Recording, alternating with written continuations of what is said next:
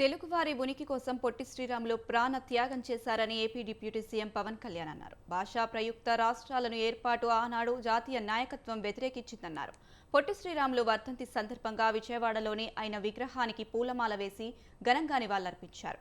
తెలుగువాడిని అని చాటి చెప్పిన మహనీయుడు ఎన్టీఆర్ అని తెలిపారు.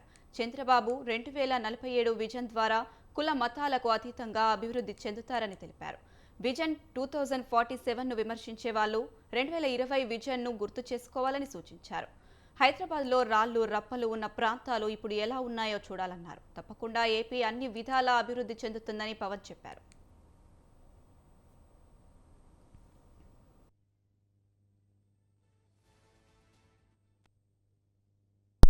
ఆయన మనుగడ సభలో చెప్పాను, చాలా కష్టం ఒక పార్టీ నడపడం. ఒక 5 కోట్ల మంది, ఇన్ని కోట్ల మంది ప్రజల తాలూకు జీవితాన్ని నిర్దేశించే పాలసీలు తీసుకురావడం చాలా కష్టం. కంకణబద్దులై ముందుకు తీసుకెళ్ళడం కష్టం. అలాంటిది 2047కి ఎలా ఉండాలి రాష్ట్రం, అదొక డాక్యుమెంట్, అది ఒక దిశానిర్దేశం చేస్తుంది.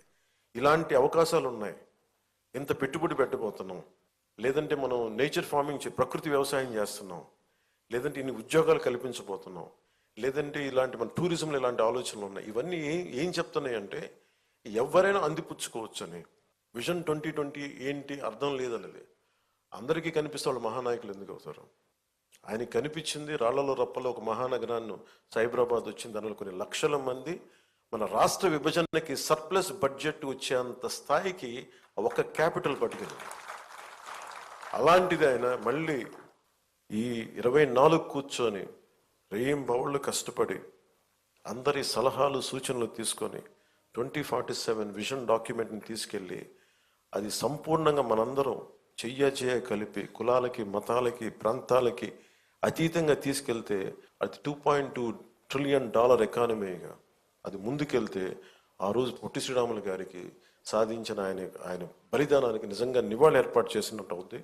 మనందరం అమరజీవి పొట్టి శ్రీరాములు గారికి ఆయన వర్ధంతికి ముందస్తుగా చేతులెత్తి ఆయనకి నా నివాళులు అర్పిస్తున్నాను.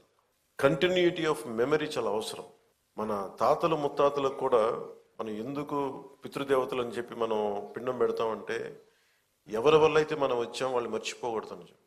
అలాంటిది ఇన్ని కోట్లాది మందికి ఈ రోజున నాలాంటి వాడు కూడా రాష్ట్రానికి ఈ స్థాయిలో మీరందరూ పెట్టగలిగారంటే దానికి ఉనికినిచ్చిన వాడు.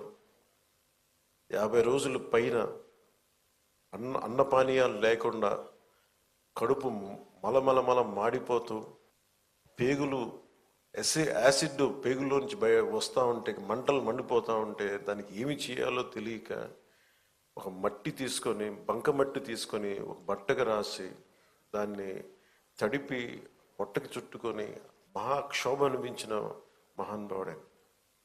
భార్య చనిపోయింది, కొడుకు చనిపోయాడు, కేవలం సమాజం కోసం, దేశం కోసం బతికిన మహానుభావుడు. ఒక జాతికి నాయకుడు కాదు, ఒక కులానికి నాయకుడు కాదు, ఆంధ్ర జాతికి నాయకుడు.